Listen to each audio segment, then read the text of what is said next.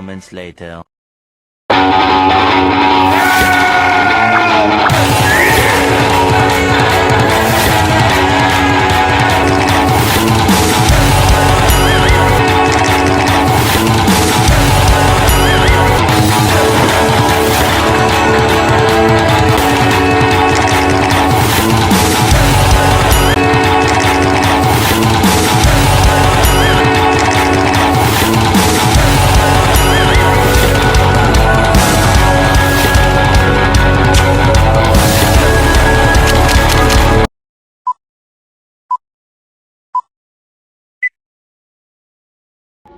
Di Kelurahan Antang ada sebuah keluarga yang bahagia dan sejahtera. Dalam keluarga tersebut ada anak pertama yang berusia 6 tahun dan anak kedua berusia 3 tahun dan anak ketiga berusia 2 tahun.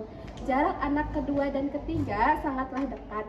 Karena ibu memakai kontrasepsi pil lupa meminumnya karena ibu mulai merasa jenuh dengan kerutinan meminum pil KB setiap hari.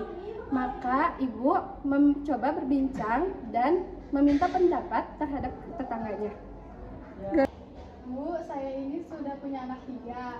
Nah, sekarang saya menggunakan KB pil tapi saya sering lupa. Jadi saya berencana ingin mengganti KB lain yang tanggal pemakaiannya kembalinya itu lama. Menurut ibu gimana ya saya harus ber-KB? Kalau boleh tahu ibu mau punya anak berapa, Bu? 3 anak saja cukup, Bu. Oh, kalau begitu, ibu datang saja ke Bidan Mala atau ke tempat prakteknya. Saya juga ber-KB di sana, Bu. Saya cocok, udah 2 tahun ber-KB di sana. Iya, Bu, saya juga ber-KB di sana. Kalau saya sudah hampir 3 tahun ber-KB di sana, Bu. Kalau begitu kita boleh bertanya juga gak, Bu? Boleh, Bu, itu mah gampang. Nanti di sana juga akan dijelaskan sama bidan dan juga sama perawatnya tentang macam-macam KB dan juga jangan lupa ibu bawa suami ibu ya untuk konsultasinya supaya konsultasinya bisa jelas dan juga ibu bisa bertanya langsung kepada bidan dan juga perawatnya ya, Bu. Oh begitu ya, Bu. Baiklah kalau begitu, terima kasih ya ibu-ibu. Nanti saya akan membicarakan pada suami saya. Ya, Ibu, sama-sama. Kalau begitu saya pamit pulang dulu ya ibu-ibu. Ya, Bu. Assalamualaikum. Waalaikumsalam. Akhirnya Nyonya Sri pulang ke rumahnya dan memberitahu kepada suaminya tentang informasi yang didapatnya tadi. Dan sesampainya di rumah, Bapak, tadi ibu berbincang-bincang dengan ibu Sofia dan ibu Safi. Kami membicarakan tentang KB karena ibu capek minum pil KB terus tiap hari. Ditambah ibu sering lupa, katanya mereka ber-KB di Jalan Cilolohan. Dan Cilolohan itu loh Pak, yang di dekat dengan jalan yang di sebelah sana. Mereka sudah cukup lama ber-KB dan juga merasa cocok di sana. Selain itu, bidannya juga ramah katanya. Bagaimana kalau kita ke sana juga, Pak? Oh ya udah tuh Bu, kalau ya itu mah Bapak juga besok tuh libur Bu, kita sana aja besok Bu. Ya Pak, lebih cepat lebih baik ya. Iya benar Bu. Ya Pak, begitupun dengan ibu-ibu juga ingin mendengar secara detail tentang KB yang nantinya digunakan. Iya, Bapak juga ingin mendengar langsung penjelasan dari ibu. Ya Pak. keesokan harinya tibalah Nyonya Sri dan suaminya di tempat praktek Bu Bidan yang telah diberitahukan oleh tetangganya. Assalamualaikum. Permisi. Silakan duduk, Bapak, Ibu. Ini tutup lagi Bu. Iya. Terima kasih, Bapak. Ya, akhirnya ini duduk ya Bu. Iya, baik, Bapak, Ibu, apakah ada yang bisa saya bantu? Begini Bu Bidan, kami datang kemari ingin mengkonsultasi mengenai KB.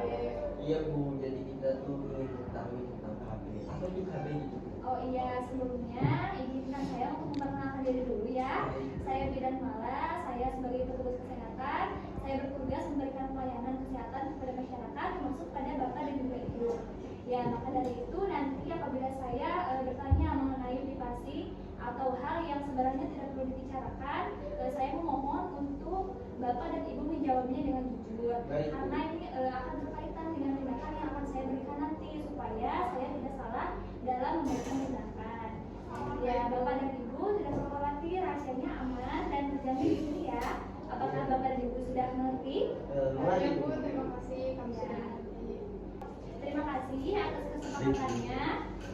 Bolehkah saya tahu sebelumnya Bapak dan Ibu menggunakan pil KB apa?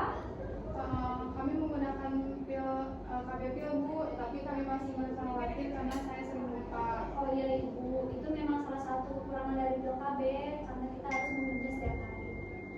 Menurut Ibu Bidan, sebaiknya saya menggunakan KB apa ya agar tidak khawatir lagi dan efeknya tidak terlalu besar terhadap kesehatan. Oh iya, begini Bu, nanti akan dijelaskan oleh perawat OPI dan juga perawat sakti mengenai jenis KB dan juga efeknya. Nanti Bapak dan Ibu bisa menilainya sendiri. Baik, langsung saja saya persilakan kepada perawat OPI dan juga perawat sakti.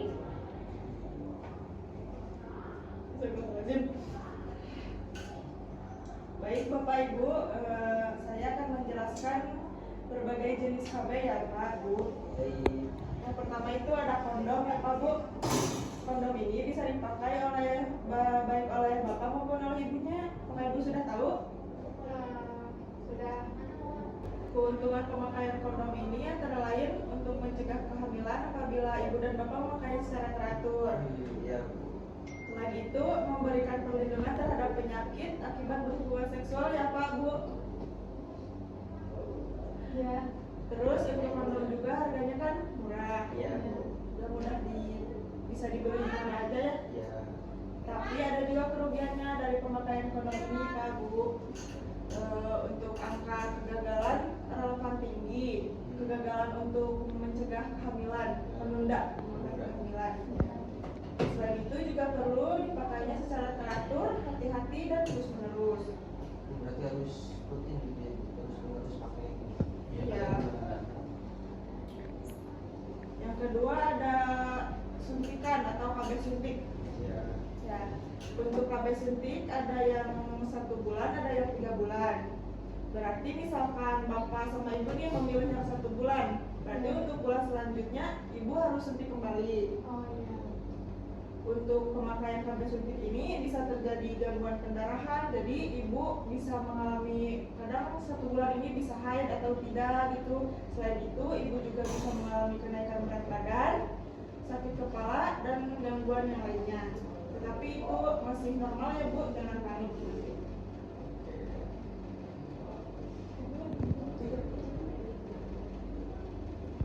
Untuk yang ketiga Bapak Ibu yaitu ada pil KB. Untuk pil KB ini sebenarnya ada 2 jenis. Yang pertama ada pil kombinasi. Untuk pil kombinasi ini sangat efektif bila Ibu meminumnya setiap hari. Tetapi untuk pada bulan-bulan pertama ya Pak Bu, pemakaian ini mungkin dapat menimbulkan efek samping seperti mual, pendarahan, terus kenaikan berat badan, sakit kepala. Tetapi semua gejala ini tidak berbahaya ya, jadi jangan khawatir Pak. Untuk yang kedua ada pil progestin atau mini pil. Bapak tahu nggak Ibu? Tahu. Nanti dikasih tahu sama Ibu. Baik. Jadi mini pil ini sebenarnya pilihan yang baik bagi ibu jika ibu masih menyusui dan ingin menggunakan pil. Jadi pil ini bisa digunakan oleh ibu mulai dari 6 bulan setelah ibu melahirkan. Untuk semua jenis pil ini, baik pil kombinasi maupun pil mini, tidak boleh dikonsumsi pada ibu jika ibu mempunyai kelainan jantung, ibu suka merokok, dan ibu mempunyai riwayat sakit kepala. Ibu, apakah Ibu Bapak sudah mengerti? Sudah. Kan? Nah, untuk selanjutnya untuk penjelasan selanjutnya akan dilanjutkan oleh perawat Kapri. Baik, Bapak Ibu, selanjutnya saya akan menjelaskan poin yang keempat, yaitu implan atau susu. Jadi KB ini terdiri dari 3 macam bentuk, ada yang 1, 2, dan 6 batang. Efeknya KB implan atau susuk itu sangat efektif untuk masa 3 tahun untuk jenis 1 dan 2 batang. Untuk yang 6 batang dapat efektif selama 5 tahun. Selanjutnya bila diinginkan susu KB ini bisa diangkat setiap waktu ya Pak. Iya. Setelah susu diangkat, wanita ini dapat hamil gitu. Iya. Terus efeknya perubahan pola haid masih dalam batas normal. Perdarahan ringan di antara masa haid, flek-flek atau tidak haid juga timbul atau sakit kepala gitu Pak. Selanjutnya aman digunakan pada masa menyusui. Dipasang setelah 6 minggu sehabis melahirkan, membantu mencegah anemia dan kehamilan di luar kandungan. Selanjutnya AKDR atau alat kontrasepsi dalam rahim atau IUD, yaitu alat kecil terdiri dari bahan plastik yang lentur yang dimasukkan ke dalam rongga rahim oleh seorang bidan atau dokter terlatih. Ya. Sangat efektif dan bila berhenti memakai AKDR, kehamilan dapat terjadi. AKDR ini merupakan cara ber-KB jangka panjang. Oke, baik. Yang selanjutnya memasang alat kontrasepsi dalam rahim atau IUD ini, masa haid jadi lebih panjang dan banyak, terutama pada bulan-bulan pertama. Oke. Mengalami sedikit ketidaknyamanan setelah IUD dipasang ya. Selanjutnya sterilisasi. Untuk sterilisasi ini menggunakan metode operasi yang baik digunakan bagi pasangan suami istri seperti bapak dan ibu ya Bu, Pak. Ya. Iya, Pak. Yang tidak ingin mempunyai anak lagi. Jika untuk wanita yaitu saluran telurnya diikat, dijepit atau dipotong. Jika pada pria saluran spermanya diikat atau dipotong lagi sama seperti si ibunya gitu. Iya. Sangat efektif untuk mencegah kehamilan. Tetapi efeknya apabila alat yang digunakan tidak bersih dan tidak steril dapat menyebabkan infeksi si coet sama mutunya punya ibu dan bapak. Gitu. Oh. Seperti itu Pak. Ada bahaya juga berarti. Iya. Iya, nah begitu Bapak Ibu. Lalu bagaimana, apakah sudah paham? Sudah, Sudah, Bu. Bu. Sudah. Ya,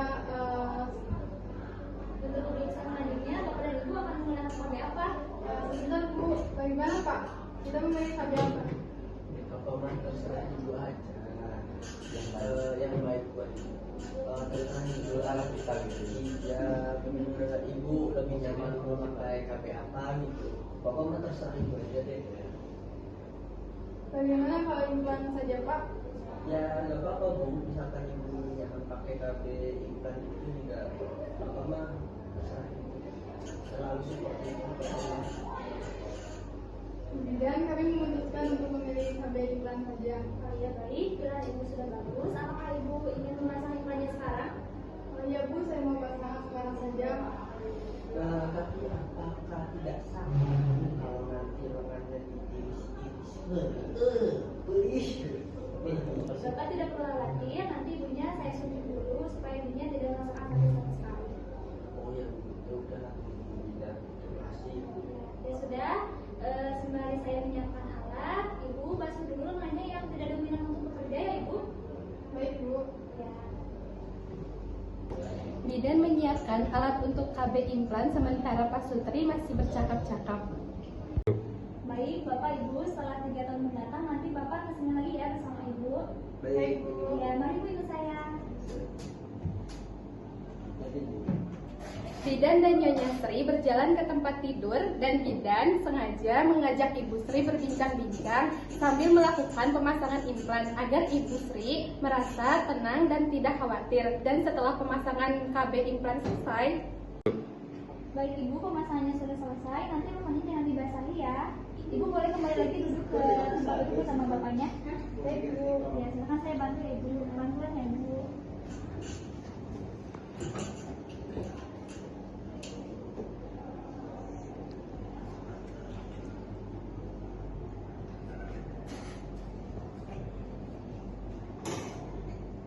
Kalau sudah tiba waktunya nanti jangan lupa kesini lagi ya Bapak Ibu.